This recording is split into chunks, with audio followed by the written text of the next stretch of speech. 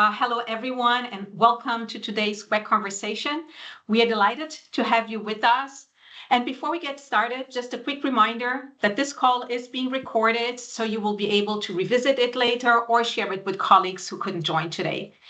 Throughout the webinar, we'd love to hear from you, so please feel free to post your questions on the chat at any point in time. And towards the end of the session, we will have a Q&A where we will address some of those questions directly to our speakers.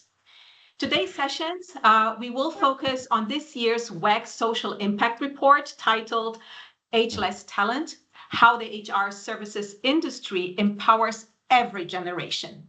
The choice of this year's themes highlights our alignment with the OECD's Employment Outlook 2025, offering our perspective on demography and how it shapes the world of work. So with that, let's get started. And before I introduce my fellow panelists, let me just anchor today's conversation on two key points from the report. First, and on the one hand, today's businesses, leaders, HR managers are facing a wide array of challenges, from economic pressures to demands of increasing diverse workforce, to the rapid evolution of technology, not even to mention the words AI, LLMs, agentic AI, that makes their roles really more and more complex. And secondly, and on the other hand, the flexible workforce solutions industry that is not only ready to support those businesses, leaders, and HR managers in meeting these challenges, it is actually already on the frontier delivering the services they need in all parts of the world. So with that context in mind, I'm pleased to introduce you to our panelists who will bring these themes to life from various angles and areas of expertise. Today with us, we have Glenda Quintini. Glenda leads the Skills and Future Readiness Division at OECD, looking at how skills needs are changing and in the labor market, and identifying effective policy responses, particularly in the area of adult learning and on-the-job training for the AI and green transitions. Glenda's team provides advice to countries, carries out comparative analysis, and contributes to the development and analysis of the OECD survey of adult skills and the accompanying employer module on skills gap. Glenda holds a PhD in economics from the University of Oxford. Welcome on this panel, Glenda. We also have Elena Magrini. She is head of global research at Lightcast, where she leads research and thought leadership internationally. Elena has over 10 years' experience helping organizations navigate labor market changes. In her recent work, Elena has focused on key factors shaping the future of work, including the impact of AI on the labor market, the digital and green transition, and skills changes. Alongside her work at Lightcast, Elena teaches business decision-making and HR management at the European School of Economics. Welcome to you as well, Elena. And lastly, but not least, Francesca Profeta, certified contingent workforce professional and research analyst. Francesca is well known in her for her market research and commitment to promoting diversity, equity, and inclusion. With a 20-year career in the staffing industry and over a decade as staffing industry analyst, Francesca has played a pivotal role in shaping SIA's DE&I research. Through her research and advocacy efforts, she has shed light on the importance of a diverse representation, technological trends, diverse networks, and the benefits of embracing a culture of inclusivity in staffing practices. In addition to her focus on DEI, Francesca also provides valuable market insights for SIA members on staffing market as diverse as Japan, France, Italy, Belgium, Spain, and Portugal. Prior to joining SIA, Francesca worked for global staffing firms, Select Appointments, and Vedier. Thank you for joining us today on this amazing panel, Francesca. And I'm Caroline Pfeiffer Marinho, Global Board Member and Vice President of the World Employment Confederation, your host for today's conversation. Brilliant. Okay, so let's kick this off. And I would kick this off with Glenda, asking you to share some of the findings and insights of the OECD Employment Outlook called Can We Get Through the Demographic Crunch? Over to you, Glenda, to share a little bit more with us. Thank you. Thank you very much for the introduction, Caroline. Maybe we can go to the first slide. Shall I share mine? Let me share.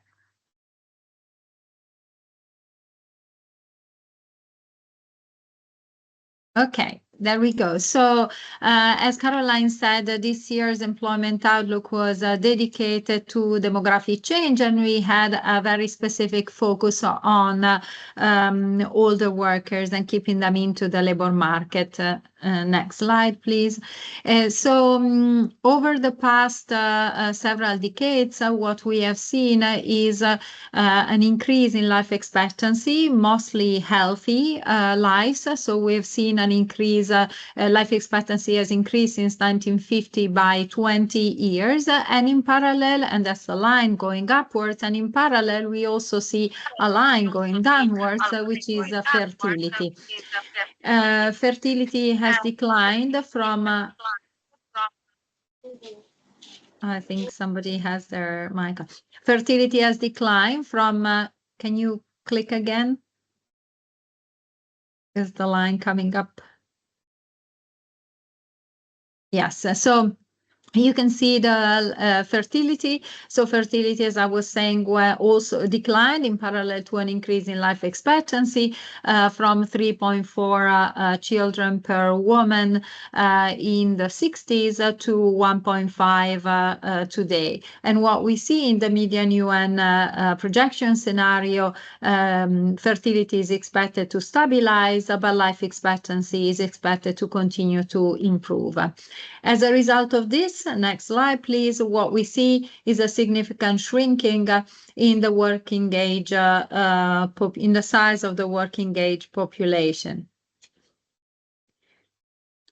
Sorry, I think it's the next slide. Would it be better if I share? Okay, let's stay with this. So the working age population will decline in many countries in the coming years. These are projections to 2060. You can see that in the OECD, there's a projected decline of 8 percentage points, but in some countries, the decline is quite significant, almost 50% in Korea and above 30% in 5 of the 5 countries like Spain, Japan, Italy, Poland, and Korea. The consequences of this is a significant decline in GDP per capita growth. Can you go to the next slide, please? So you can see here annual GDP per capita growth on the dots that you see now.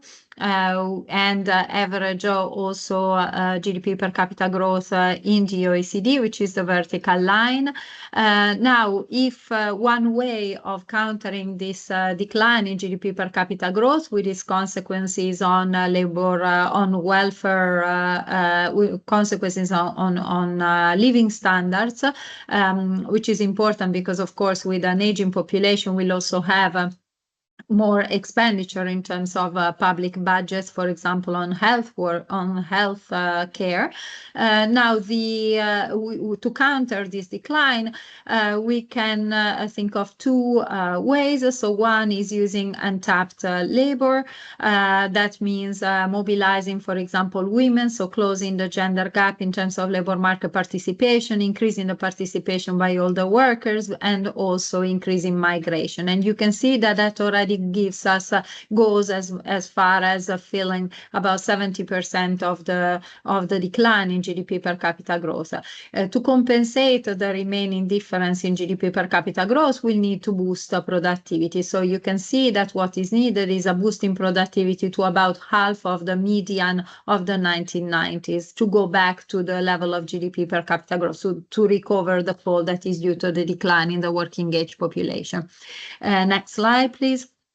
So the outlook looked, as I said, focused in particular on older workers, so on population aging. We focused on strengthening incentives for them to stay in the labor market, on boosting hiring and retention of older workers, so also working on the side of employers, and then promoting their employability and their productivity through skills policies. Next slide, please. So, in fact, can you please click through, so we see the 4 age groups. What you see, in fact, that older workers are more often employed than ever before. So there's been a significant increase in employment rates by older workers. This is due to many different trends. For example, higher participation by women, rising education levels, but also increased the longevity. At the same time, there's been also structural changes. For example, there have been changes to pension systems, so the retirement age has increased and the countries have made it more difficult to go on early retirement. But at the same time, you still see that if you look at 60 to 64 years old, so the dark square on the chart, participation rates are already very low. Even if this group in principle is still not has not reached the retirement age. Next slide, please. So one more difficulty that older workers find is changing jobs. So there's in fact hiring rates mid late career are quite low, so decline for older workers. They are lower than for the other age groups on this chart. You can see, with the exception of Korea and Turkey, this is due to some extent some age discrimination on the side of employers, but it is also due to the fewer incentives for older workers to change jobs. So this again requires efforts on both sides to mobilize those who lose their jobs at an older age. Next slide, please. So there are positive signs. So of course, the aging is not the same in all occupations. So for example, if we take a managerial occupation, older adults earn, in fact, about 50% more than their younger counterparts. While if you look at physical jobs that require physical tasks, there is no difference between the two. And over time, we have seen a reduction in this share of jobs that require working physically every day, and an increase in high-skilled jobs. Potentially, this could mean that in the future, or remaining in the labor market, active in the labor market, is easier for older workers. Next slide, please. There are anyway challenges to keep older workers in the labor force. We know that their information processing skills are lower than among the younger groups.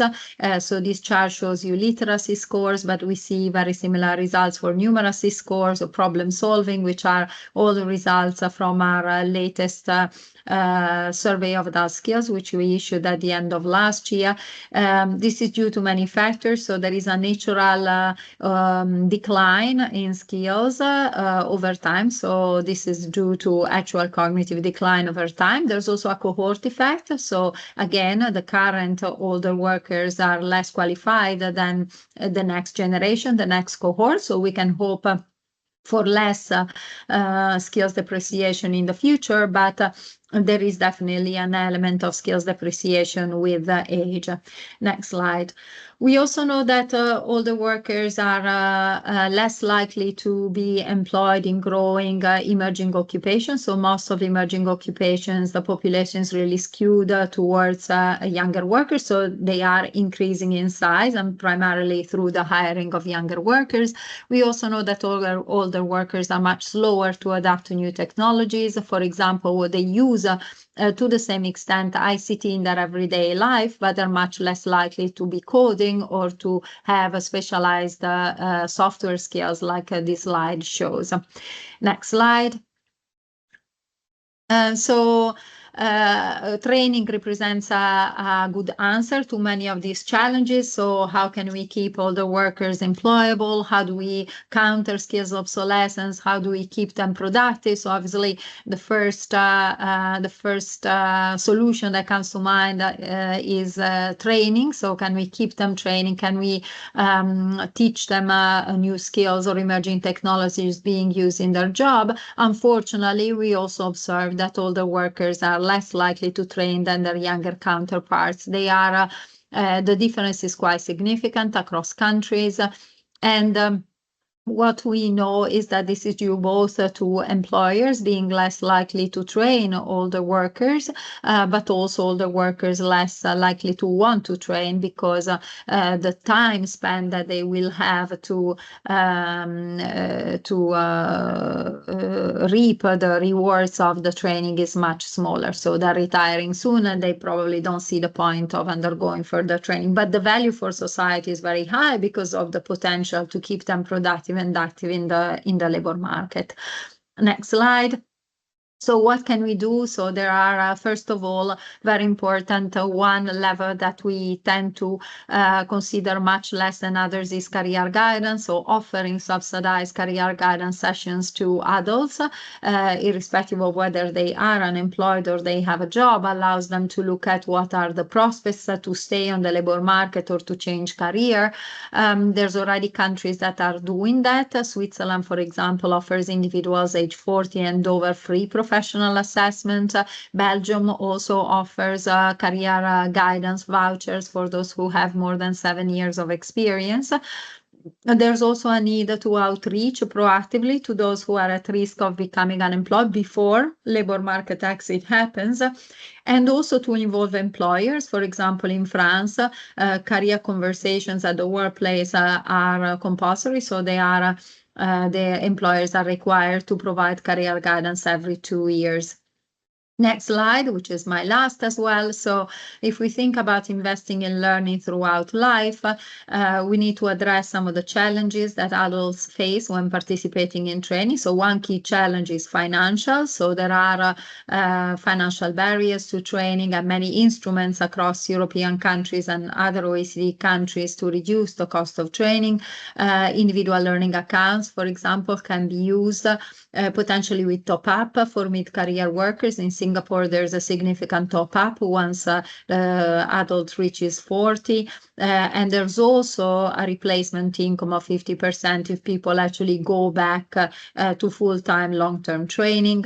And then for adults in particular, it's very important for all the workers to value their experience. So systems for the recognition of prior learning are important because they allow to recognize experience or skills acquired through experience, but not necessarily certified. And if these are recognized, then the training they need to undergo to requalify, to change career, it was much smaller because there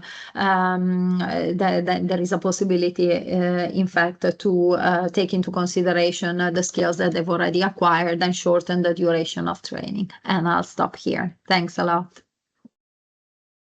Thank you, Glenda. And I already have questions popping on my mind, and I'm sure the audience has some questions as well. But before we get there, I mean, I heard, first of all, thank you for mentioning the increase of healthy life expectation, which is really nice to hear, and the obvious labor shortage that we will and already are facing. At the same time, I hear a lot of lifelong learning, which is not happening as it should, apparently. That said, there are things that are happening, and I would want to bring up our next speaker onto the screen with you, Elena, correct? Oh, sorry, Francesca first. Okay. Francesca first. So Francesca, and for me, it's really the question that goes to SIA is, how is our market responding? I know SIA runs several important surveys, the buyer surveys, the staffing company surveys, and you obviously catch and capture evidence of emerging trends in the changing world of work. So considering everything that Glenda shared with us at the macro level, we start obviously distilling what's happening in our industry, and what can you share with that context in mind? Yeah, so thanks for the question, and thanks for asking me to speak on today's presentation. But as you mentioned, SIA, we are quite fortunate to conduct several extensive surveys each year, which do provide really valuable insights into the workforce solutions ecosystem and each part of the audience that we serve. One of our flagship studies is the Workforce Solutions Buyer Survey. So perspectives from organisations that actually have really large contingent programs already in place. We do segment the data by region, and there are some small local nuances, so I won't go into too many differentiations, but there are overarching trends that are remarkably similar, to be honest with you. So I'd like to start off with some positives before, like, maybe we should start and finish on positives and have the murky in the middle. But positives are that companies generally expect their contingent share of their workforce to increase over time. So in this year's survey, we have the mean average at 22%, and that will be rising to 27% in the decade. And obviously this reaches up to 40% in the upper quartile. So there's many organisations that will be using contingent workforce at a much larger rate than others, but on average about 27% of their workforce will be contingent. So they're not only expanding the proportion of their contingent workers, but they're also broadening their sourcing models, and that's incredibly important. So traditional staffing firms really do now have to compete directly with online talent platforms, service-based delivery models, and they really do have to reflect that more diverse and dynamic sourcing landscape that we've never really seen before. One thing that we also do, it's quite an extensive report, so I'm not going to obviously go into it too much detail, but we also track these organisations and the adapting use of talent acquisition technologies. So 24% of programmes already use a talent platform, but what is especially notable is that 38% of buyers plan to seriously use those in the next 2 years.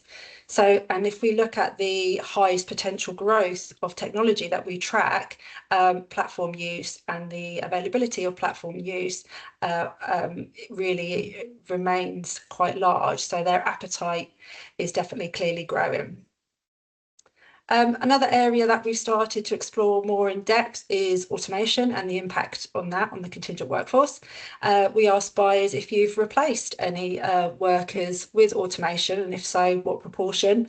In total, 10% of respondents in Europe, so I'm giving you some highlights for the European contingent here, have been replaced by automation. It's a little bit higher in the US, 14%. But this figure does suggest to date that AI currently is primarily being used to supplement and maybe slightly reshape roles rather than replace them completely. In Europe, there is greater automation amongst larger companies. 17% of those report that their contingent workers have been replaced, and it's a little bit higher once again in the US at 21%.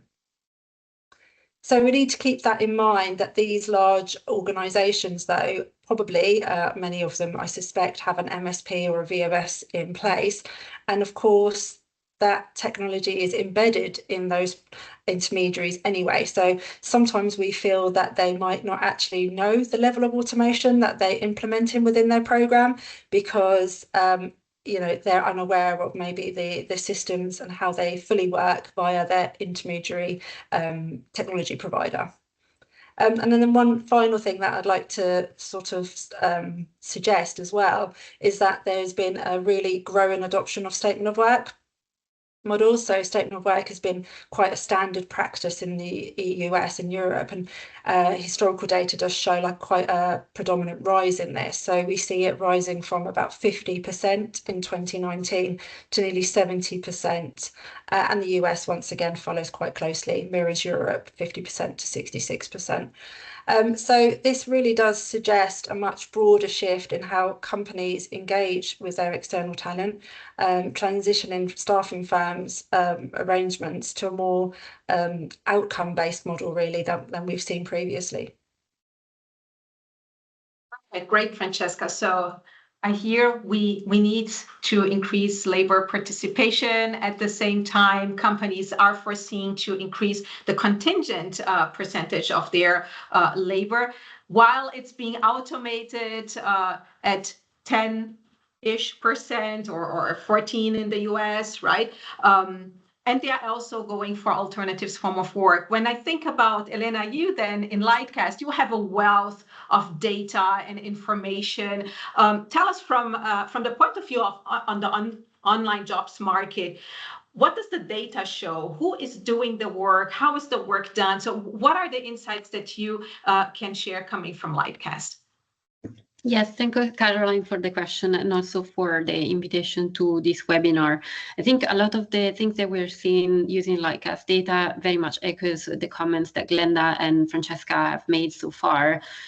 One thing when I was looking at Glenda's presentation about aging population, that's one thing that we've been looking at quite a lot also in our research. And one thing that we've seen is not just how that affects different regions differently, but also how that affects different sectors differently for two different reasons.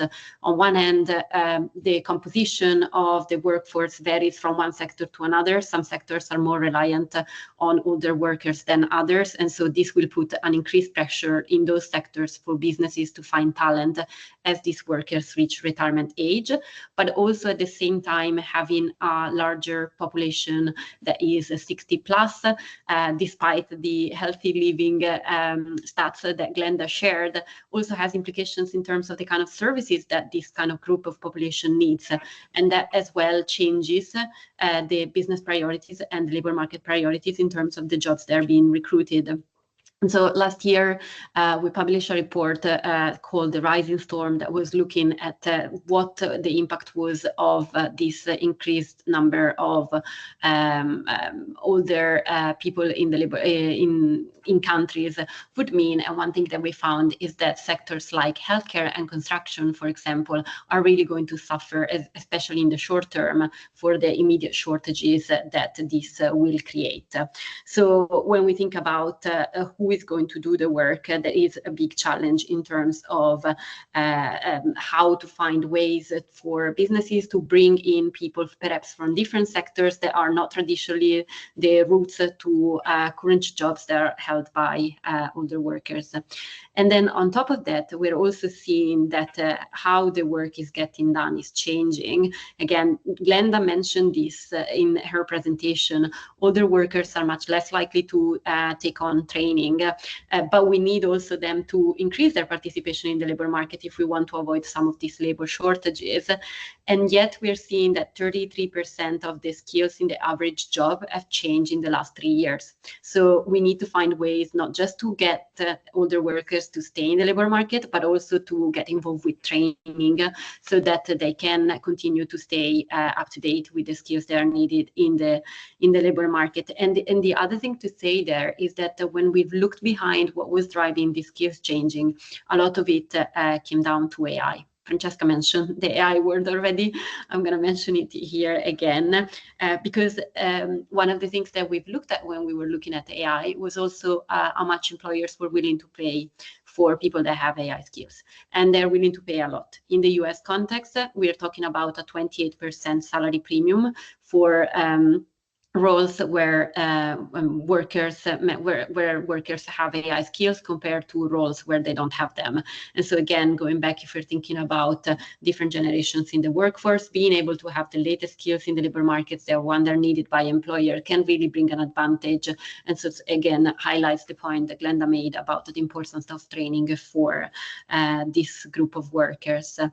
I'm going to close it with one comment about how our companies doing in this labor market, and a lot of it is they're trying to recruit externally, but that is increasingly costly for all the reasons that I've just mentioned right now. And so there's also the point about upskilling and retaining your talent internally, understanding what the skills capabilities you already have and how you can map career pathways internally to bring people from one job to another one that you got in demand.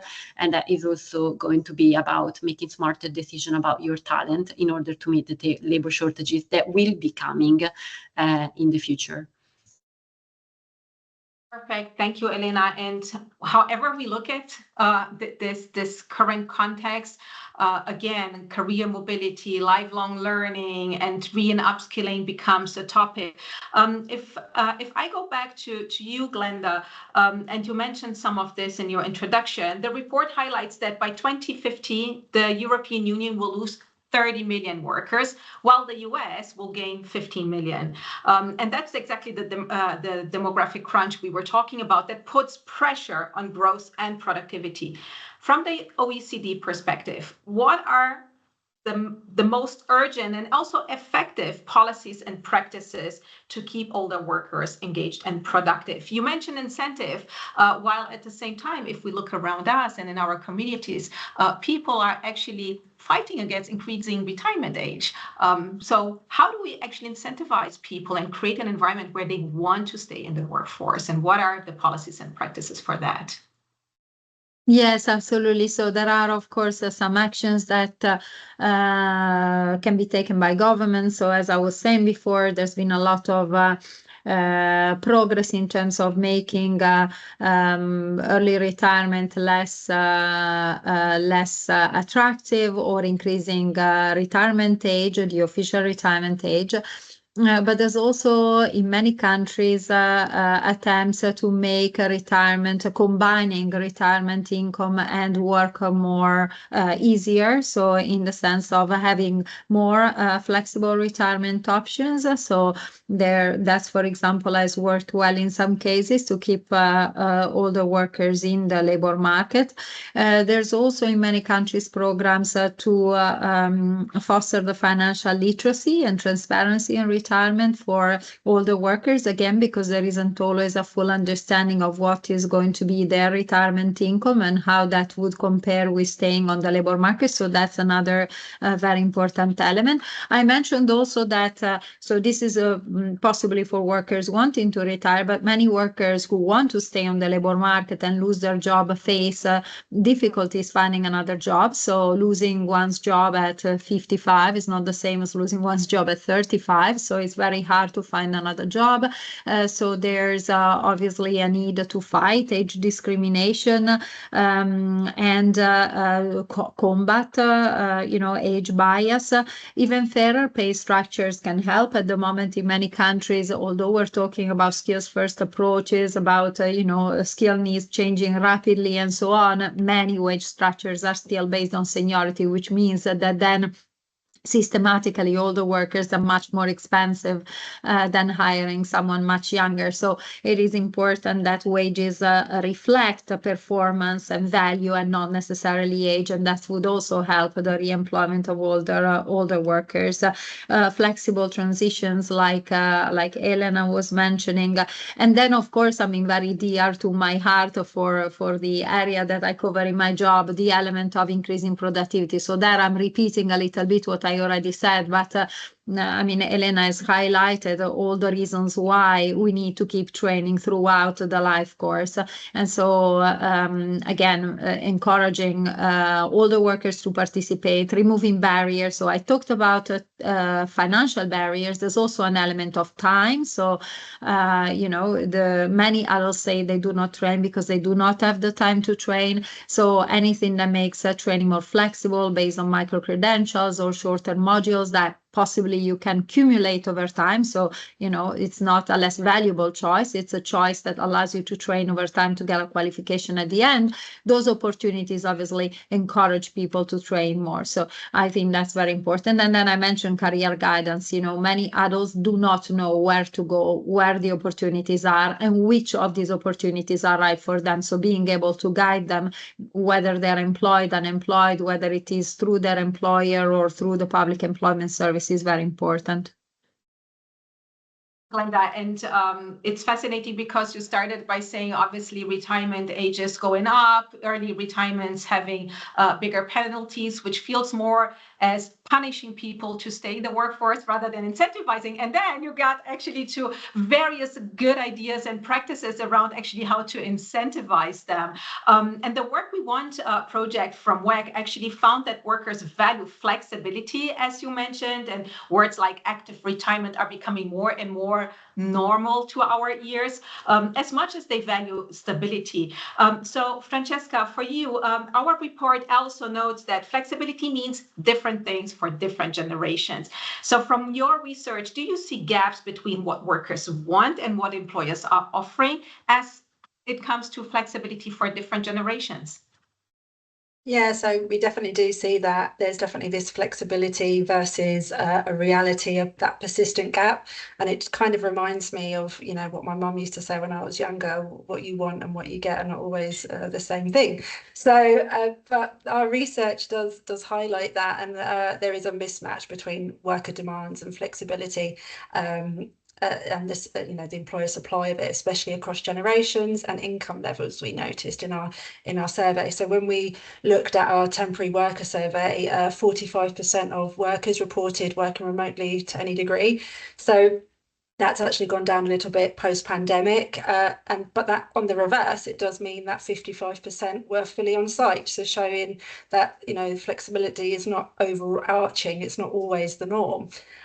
Also, flexibility skews towards higher wage roles. So 81% of workers earning $60 or more had some form of remote work available to them, but just 17 of those earning under $16 did. So this does create, we feel, a structural gap. Lower paid workers, often younger or early careers, are really probably have the less flexibility, although they probably value it the most. And we saw by age disparities that there were some differences. So ages between 36 and 45, 54% of those worked remotely. Between the ages of 26 and 35, 52%, 25 and under, only a small proportion. And then what was surprising to me actually was ages 66 and above, only 31%. So 69% of those were worked entirely on site. So, that mid-career are much more likely to receive those flexible options. Younger and older workers, despite expressing that interest in flexibility, are less likely to be offered it. So we do have this structural misalignment where, employers probably think it's safe for those mid and high skilled roles to offer them working. But obviously we're very aware that workers want flexibility across all generations for different reasons. So, and although I don't have any SIA data for this, but it would be a little bit remiss of me if I didn't mention not only gender differences, but how important this kind of remote working is to women in predominantly caregiving roles. So, and it extends also to different characteristics as well, like people with disability, neurodiverse candidates. So we're not only talking about generational gaps, but we have to consider other characteristics who value and really need those flexible working engagements. And if they're not offered or they're not there, then obviously employees are going to be missing out on really good, valuable workforce. Yeah, and so there is if we want to have bigger labor participation, there is a big element of flexibility and what flexibility means to generations. And so you all alluded to the skills element of having then participation. Elena, our report actually cites Lightcast data showing that, and you mentioned this today, that a third of job skills have changed since 21. And I'm no mathematician or statistics, but if this is a linear progression, in another 8 years, 100% would have changed. If this is like by exclusion, which I hope will not be the case, but dramatic changes will continue to happen. So how is this rapid evolution actually affecting also younger workers entering the labors versus the adult, the more older workers trying to reskill? What is the difference there that you see in your data? Thanks for the question, Caroline. And it actually gets even more scary than the stats that you just mentioned, in the sense that we've done this research a few years before, and then we've read it early this year. And what we saw was that actually the pace of change had increased. And the change that we saw in the last 3 years is actually the same change that we saw in the 5 years prior. So like it's getting faster and faster, this change. So there's definitely implications for workers there, both in terms of the older workers and the younger workers entering the labor market. From an older workers' point perspective, I think it goes back to what Glenda was saying and the stats that she gave in terms of training. Like if the work is changing so fast, it means that the education that you got when you were 18 or when you entered the labor market is not enough anymore for you to keep up with the requirements of your jobs that employers are asking from you. And so there is a strong need for retraining and skilling throughout the career. And similarly for young people, especially if you go through a university degree are typically 3 years. And we've cited some stats that says, well, actually 3 years ago, 30% of the skills were different. So it means that even younger workers, they're getting the freshest skills on the market. These skills are actually not all of them still highly relevant. And so again, that highlights the importance of flexibility again, but in this time, rather than using it in the sense of flexibility of like Francesca and Glenda used it before, is flexibility about moving in and out of the labor market in between education and work, and how that will need to continue to be increased flexibility if we want to keep the workers aligned with what the employers are needing in terms of skills. Elena, staying with you, you mentioned also internal mobility. The report found that 82% of executives actually believe the one career for life model is over. With 82% is simply stating the fact that every one of us actually lives an experience. How can actually HR services support workers in building careers and evolve across the life stages and skills evolution? Yeah, that's an excellent question. And we've also looked at this and we found that the younger generations are more likely to job hop than other generations. So in terms of changing jobs way more often than maybe people that are farther ahead in age. And I think this also poses challenges for HR and for companies in general, in terms of that it gets harder for them to recruit it's harder for them to retrain their talent. And so one of the things that we've been working a lot with a lot of organizations is around, for example, how to broaden the talent pool of candidates that they can look at to fill the vacancies that are being created through skills-based hiring. And skills-based hiring, it gets really important, especially in the context of, Caroline, what you're saying about people changing career pathways or moving from one sector to the other, because one of the biggest barriers that you get when you choose an education, a certification route to recruitment is that you limit the talent pool that you have available. You're basically saying, I only want people that have this type of qualification or they've got through these education pathways, but they may have acquired the skills to do those exact same jobs from different experiences, both in the labor market or through different education pathways. And so broadening out the recruitment through a skills-based approach has helped a lot of companies finding candidates that perhaps they couldn't find before. And that is even more important when your talent pool overall is shrinking because of the aging population stats that we were just discussing earlier. One thing we see happening as companies talk about becoming a skills-based organization, I tend to say that there is less of an investment in people to understand what a skills-based career means, right? I mean, especially for older generations that grew up based on degrees and experience, it's a true mindset shift. And Glenda, I know our report warns that without changes, citizens' well-being actually will suffer from both economic output and labor force shrinking. So where do you see the biggest mismatch between the skills of what our workings bring and what the economy demands? And how can actually, through career guidance that you mentioned before, which for me is really a missing part in that equation, bridge that gap? Why is career guidance so important, and why have you mentioned it in that combination? Yeah, maybe before I get to that, I want to rebound also on the skills-based hiring, but also on skills-first approaches more broadly. I totally agree with what Elena was saying, that skills-based hiring broadens the talent pool. So we did a lot of work. We are doing a lot of work on that as well. We're looking at, for example, the readiness of different countries to skills-first hiring, skills-first approaches, which we will publish on the 10th of October. But maybe for older workers, it's also important to talk about skills-based approaches more broadly. So beyond hiring, and it goes a little bit with what you were saying, Caroline, and a little bit with a question as well, how do you, first you need a shift in mindset. You need people to understand that key skills are a building block of a qualification, of a certificate, of a job, of a career. And then once you're focusing on skills, and this is the big organizational change, that you are having your processes and your mindset set on skills, then also retraining becomes much easier. So addressing skills mismatching, addressing skills gaps is easier because you can recognize the skills that people already have. And as a result, say, okay, you've acquired these skills already.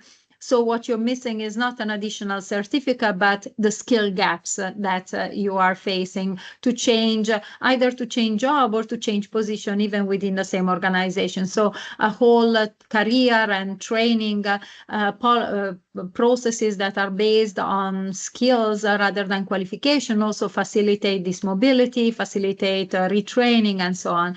I think you said career guidance is very important because the main barrier, one of the key barriers, so we know when we ask people who did not train why they didn't train, they tell us the barriers. But there's also a huge share of adults who don't even want to train. So they don't even face barriers. They just say, I didn't find any training I wanted to take, but I didn't take it. So either there's misinformation about what training is available for them, or they are really not motivated, or they don't see the value of training. So career guidance can certainly help you with that. It can help you deconstruct what you know. So it goes with what I was saying before, identify the skills you already possess compared to where you want to be. But it can also help you see the value of retraining and help you find training that are relevant to your needs. And I'm loving all of this. As a marketeer by education, I'm thinking, okay, now we as worker or any worker out there needs to re-understand what is the product they're selling as work, right? Eventually in the past, it was about your reputation and your labels and your packaging. Now it's about the outcome. And Francesca, you actually said it, right? That your survey actually indicates that clients are increasingly wanting solutions like statement of work, outcome-based. You mentioned platform models. So how are the staffing firms actually adapting to meet these new expectations of work to be done? Yeah, so if we look at how it's accelerating and the change in client demand there, we do see that staffing firms are really, they're rising to the challenge, let's put it that way. And we are very aware that staffing platforms, for example, as you mentioned, another great way to have an omni-channel approach to your candidates. Now, if you look at the top 10, 7 of those 10 larger staffing firms, they all have a self-service platform in place. And that 5 years ago was only 4 of them. So we are very aware that they are growing in line with that. And we see this as well throughout all of the other staffing surveys that we provide. So staffing organisations have noted that they definitely want to progress. 38% of staffing executives believe that it will actually replace the way that they're currently doing business.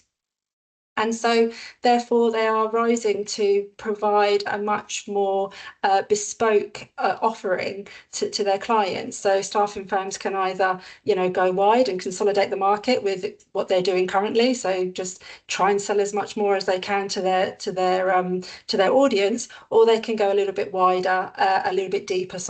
And so they are really providing additional items, like if we look at the IT sector, and we've just produced an IT report on this, a lot of the staffing firms are providing other outsourcing products, and especially in statement of work.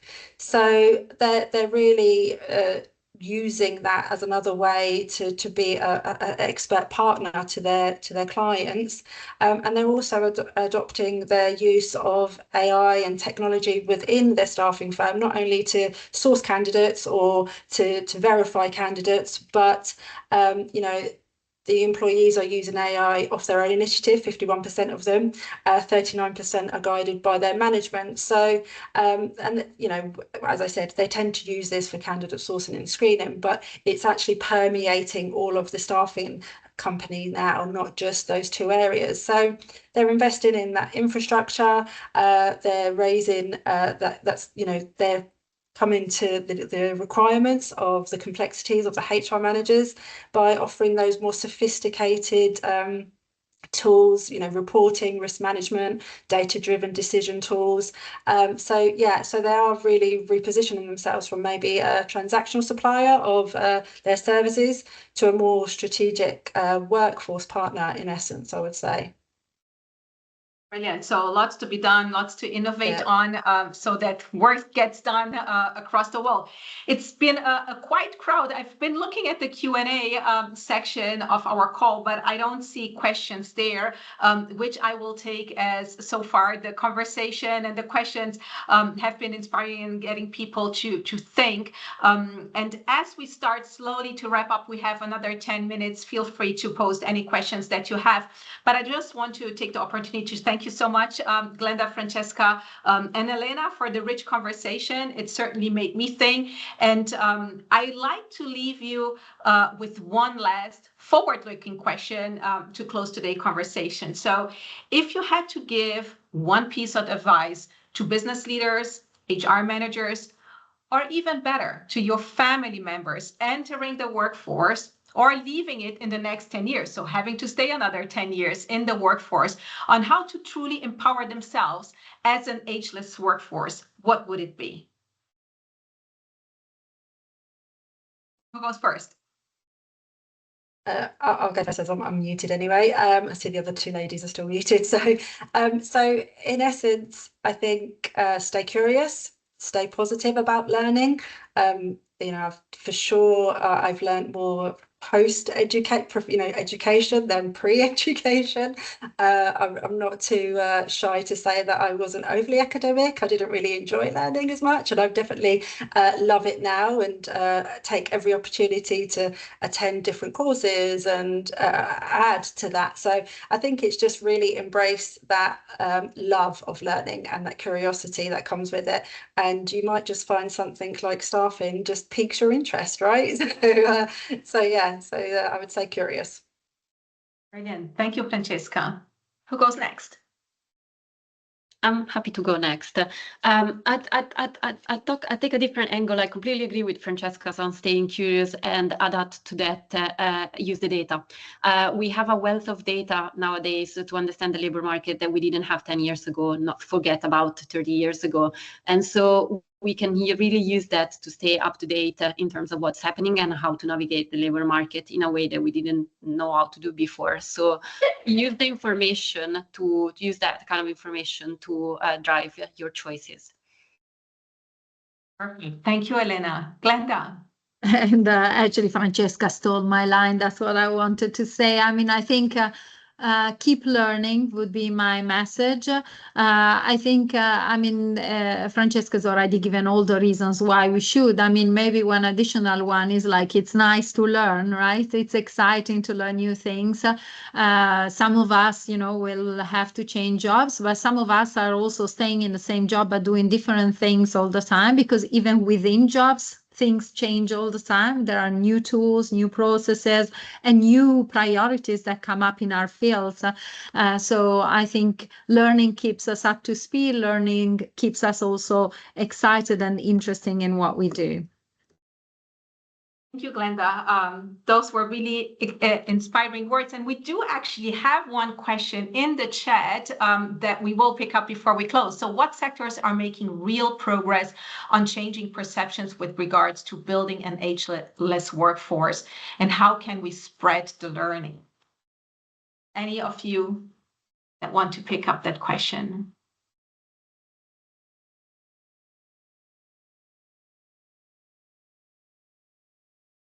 And maybe we think of the sectors that historically have actually valued ageless, maybe not ageless, but certainly experience ages, right? Like consulting, legal services, where historically, at least, experience was valued and almost ageless, as well as entry level were very valued to that workforce. And I don't know if this sparks any ideas on sectors that you feel are really excelling in having an ageless workforce. Unfortunately, I don't have any sector-specific data, but when we do look at what offering of that flexibility, and we do see sectors such as IT being more promoting of that kind of flexibility that they're offering, and the training. Don't really have anything in our surveys regarding training that comes to mind, to be honest with you, and which sectors are offering that. But yeah, I think, Caroline, you know this better than others, that outplacement is doing particularly well with that whole career transition post. So maybe it's not a sector, maybe it's what we're offering to those sectors in order to get them to transition and be better at reskilling. Absolutely. Yeah, I mean, I also don't have data at the sectoral level or specific examples at the sectoral level, but I would say that there's a lot of initiatives at the government level, at the company level. And I think the companies that are putting more value on experience, as you say, in sectors where the experience has a very high value, are those that are taking more initiatives.